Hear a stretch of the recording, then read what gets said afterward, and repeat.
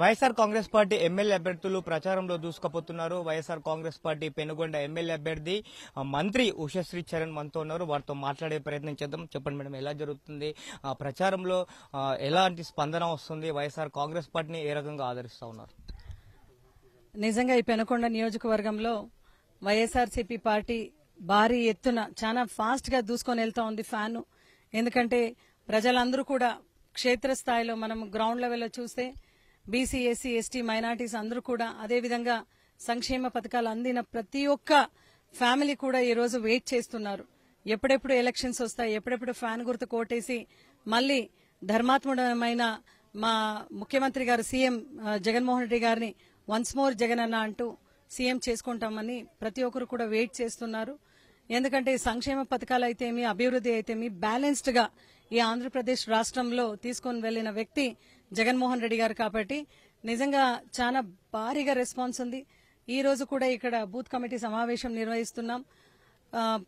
ఇక్కడ నిర్వహిస్తుంటే గ్రామమే తరలివస్తా ఉంది. అంటే జగన్మోహన్ రెడ్డి గారు ఏదైతే చెప్తాడో దాని మాట మేరకు ఉంటూ ప్రజలందరికీ కూడా అండదండగా ఉంటాడన్న క్రెడిబిలిటీ, నమ్మకం జగన్మోహన్ రెడ్డి గారి పైన ఉంది. కాబట్టి అందరూ కూడా ఆయన పట్ల ఉంటూ చాలా విశ్వాసంతో ఉంటూ ఆయన వెంట నడుస్తున్నారు అనేది మనం పెనుగొండ నియోజకవర్గంలో, జిల్లాలో, రాష్ట్ర వ్యాప్తంగా కూడా చూస్తున్న సన్నివేశం ఈ రోజు. ఇవాళ కూటమి అభ్యర్థులుగా వస్తున్నారు, చాలా బలమైనటువంటి అభ్యర్థులుగా మేమే అని చెప్పుకుంటా ఉన్నారు. సో వాళ్ళ గెలుపు ఎలా ఉంటుంది? పెనుగొండ నియోజకవర్గంలో కూటమి అభ్యర్థిగా సవితమ్మ అయితే ఉంది. మన తన నామినేషన్ ఫైల్ అఫిడవిట్ లో చూస్తే 17 కేసెస్ గురించి ఆమెనే దాఖలాతి చేసింది.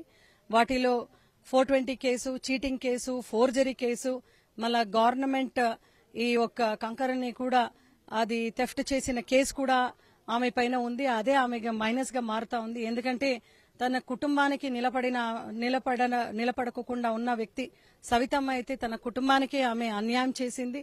ఆమె కుటుంబానికి నిలబడలేదు. అదేవిధంగా ఆ ఒక్క మనస్తత్వం ఉన్న వ్యక్తి ఈ రోజు నియోజకవర్గ ప్రజలందరికీ ఏం చేస్తున్నారు అనే వాయిస్ అయితే చాలా బలంగా వెళ్లింది.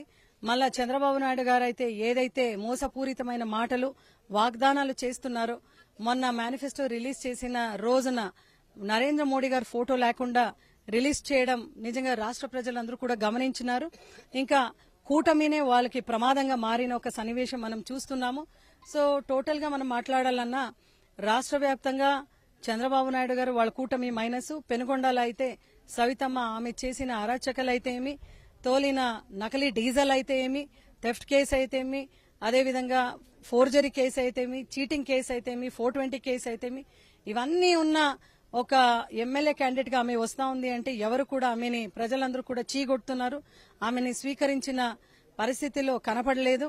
ఇవన్నీ కూడా మైనస్లు ఉన్నాయి. కాబట్టి ఆమె పట్ల ఇక్కడ డెఫినెట్ గా మళ్ళా ప్రతి ఒక్కరికి కూడా సంక్షేమ పథకాలు ఇచ్చినాం. దాదాపు 2158 కోట్లు ఈ రోజు అభివృద్ది వైపు, సంక్షేమ వైపు ఖర్చు పెట్టినాము. దగ్గర 2,20,000 మందికి ఈ రోజు బెనిఫిషరీస్ త్రూఅవుట్ పెనుకొండ కాన్స్టిట్యున్సీలో ఉన్నారు. అదేవిధంగా మనం ఈ రోజు చూస్తే పెనుగొండలో ఒక మెడికల్ హాస్పిటల్, మళ్ళీ కాలేజ్ కూడా మనం నిర్మాణం చేస్తున్నాం. ఎన్నటి లేని అభివృద్ది ఇక్కడ జరిగింది.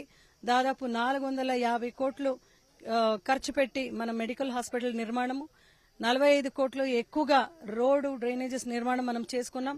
ఇలాగే హైందవ ధర్మానికి సంకేతంగా లక్ష్మీనరసింహస్వామి టెంపుల్ దానికి వేసిన రోడ్స్ కూడా మనం చూస్తున్నాం. అదేవిధంగా మైనారిటీస్ ఎక్కువ ఈ ఒక్క పెనుకొండ నియోజకవర్గంలో వాళ్ళందరూ కూడా జగనన్నే మనకు సంక్షేమ రథసారథి అని గట్టిగా నమ్మి బ్రహ్మరథం పడుతూ ప్రతి ఒక్కరిని కూడా కలుపుకొని పోతూ నియోజకవర్గ వ్యాప్తంగా అయితే విస్తృతంగా ప్రచారం చేసుకుంటున్నాము. అండ్ వై నాట్ 175 అనే 175 నినాదం ఏదైతే మన పార్టీ అధ్యక్షుడు జగన్మోహన్ రెడ్డి గారు, సీఎం గారు కలకంటున్నారో దాన్ని ఖచ్చితంగా ఈ ఎలక్షన్ లో నెరవేరుస్తామని గట్టిగా మేము నమ్ముతున్నాం. ఉమ్మడి అనంతపురం జిల్లాలో చూస్తే వైఎస్ఆర్ కాంగ్రెస్ పార్టీ నేతలను ప్రలోభాలకు గురి చేస్తున్నారు, దాడులు చేస్తున్నారు, అలాగే నోట్ల కట్టలు కూడా బయటపడతా ఉన్నాయి. సో దీనిపైన మీరేమంటారు? నిజంగానే చాలా బాధాకరంగా ఉంది. ఎక్కడ పడితే అక్కడ టీడీపీ వాళ్ళు డబ్బు పట్టుకుంటున్నారు. అంటే వాళ్ళు ప్రజలు జీరో అయిపోయినారు. టీడీపీ వాళ్ళు ప్రజలు మైనస్ అయిపోయినారు, జీరో అయిపోయినారు. వాళ్ళు డబ్బు తీసుకొని ప్రలోభాలు పెట్టి మళ్ళా తద్వారా వాళ్ళు ఏదో చేయాలని చూసుకుంటే ప్రజలైతే నమ్మే పరిస్థితిలో లేరు. వాళ్ళకి కావాల్సిండేది వాళ్ళ హృదయంలో జననేత ఎవరైతే స్పందిస్తారో అటువంటి వ్యక్తి మనకు కావాలని వాళ్ళు ఎంచుకోవాలనుకుంటున్నారు. అది జగన్మోహన్ రెడ్డి గారే అని కూడా వాళ్ళకు స్పష్టంగా తెలిసింది. ఎందుకంటే మీ ఇంటిలో మంచిది జరిగింటే మాత్రమే నాకు ఓటేయని చెప్పే ఏకైక దమ్మున్న నాయకుడు జగన్మోహన్ రెడ్డి గారు. సో ప్రజలందరూ కూడా why not 175 175 and Jaganmohan Reddy గారే మన నెక్స్ట్ సీఎం అని కూడా డిసైడ్ అయినారు. సో ఇవాళ చూసుకుంటే వాలంటీర్ వ్యవస్థను రద్దు చేయాలని చెప్పి చంద్రబాబు నాయుడు కోరారు. మళ్ళీ అదే వాలంటీర్ వ్యవస్థను కూడా నేను వస్తే మళ్ళీ తెస్తాను అంటున్నాను. బట్ ఇవాళ చూస్తే పింఛన్దారులందరూ కూడా బ్యాంకుల చుట్టూ తిరుగుతున్న పరిస్థితి కనిపిస్తుంది. ఉదయాన్నే లేచి బ్యాంకుల వద్ద వయోవృద్ధులు కానీ, ఆరోగ్యం బాగాలేనటువంటి వాళ్ళు కానీ వాళ్ళందరూ కూడా అక్కడ ఉన్న పరిస్థితి కనిపిస్తుంది. సో దీనిపైన మీరు నిజంగానే చంద్రబాబు నాయుడు గారు ఎప్పుడు కూడా స్వార్థపూరితమైన రాజకీయాలకి మరో పేరు. ఆయన వాలంటరీ వ్యవస్థని ఒకానొకప్పుడు ఆయన అన్నాడు సంచులు మోసే పని అన్నాడు. పవన్ కళ్యాణ్ ఉగ్రవాదులు తీవ్రవాదులు అన్నారు. ఇంట్లో మగోళ్ళు లేకున్న టైంలో, ఆడోళ్ళు లేకున్న టైంలో, మగోళ్ళు లేకున్న టైంలో వీరు వెళ్తారని కూడా అబండాలు మోపినారు. ఈరోజు చంద్రబాబు నాయుడు పరిస్థితి ఎంత దిగజారింది అంటే మన క్యాడర్ చూసి భయపడేది వేరు, మనకు వాలంటీర్ వ్యవస్థ చూసి ఆయన భయపడి మళ్ళా వాళ్ళకి 10,000 నేను మీకు జీతం ఇస్తున్నానని చెప్తే జగన్మోహన్ రెడ్డి గారు పెట్టిన వ్యవస్థ పైన నిజంగా ఆయన ఒక్కసారి శబాష్ అన్నట్లే అని నేనైతే వ్యక్తిగతంగా భావిస్తున్నాను. చాలా సిగ్గుచేటు విషయము. 45 ఏళ్ల ఇండస్ట్రీ, 14 ఏళ్ల ముఖ్యమంత్రి, కనీసం మన ముఖ్యమంత్రి గారికి కంగ్రాట్స్ అని చెప్పుకోకుండా ఈరోజు వాలంటరీ వ్యవస్థ పైన చీగొట్టి మళ్ళా తర్వాత వాళ్ళకి 10,000 ప్రకటిస్తున్నారంటే ఆయన వ్యక్తిత్వం ఎంత దిగజారుడైన వ్యక్తిత్వం అనేది అందరికీ కూడా తెలిసిపోయింది. వాలంటీర్స్ కూడా ఆయన నమ్మే పరిస్థితి లేదు. వాళ్ళందరూ కూడా పెద్ద ఎత్తున నిలబడి జగన్మోహన్ రెడ్డి గారి వైపు పెద్ద విజయం జగన్మోహన్ రెడ్డి గారికి సమకూరుస్తారని మేము నమ్ముతున్నాం.